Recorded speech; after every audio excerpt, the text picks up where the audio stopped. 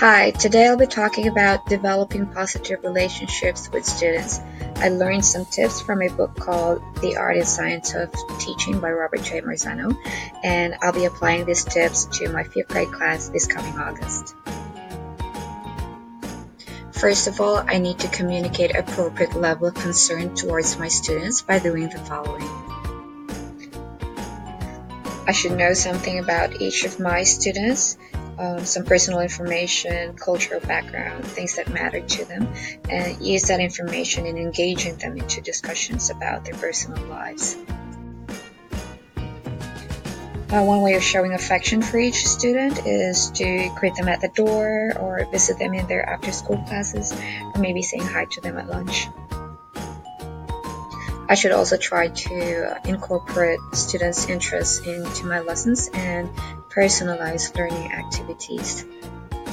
I need to make sure that I engage in physical behaviors that communicate interest in my students, like smiling at them or looking them in the eyes when talking to them and looking interested in what they have to say.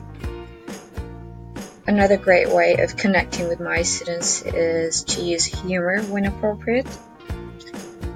To avoid breakdown in my relationship with my students, I need to communicate an appropriate level of guidance and control, which I will be explaining in the next couple of slides.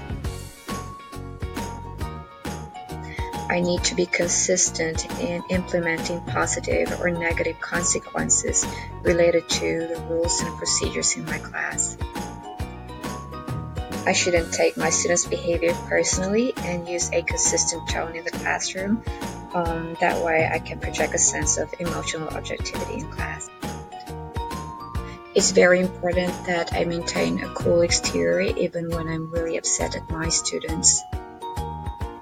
How will I introduce myself to my students? First of all, I'll talk about my experience teaching younger and older kids. This way they will know that I've taught for a long time and that I am actually capable of helping them. So on the first day of school, I will share information about myself, such as my birthday, my favorite holiday, my favorite pet, my favorite food, things that students also like to talk about. So how do I support my students' social emotional well-being? I need to incorporate social emotional learning in my morning meetings.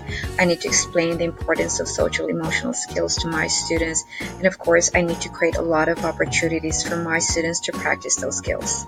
Here are examples of social emotional skills that I think I should teach my students.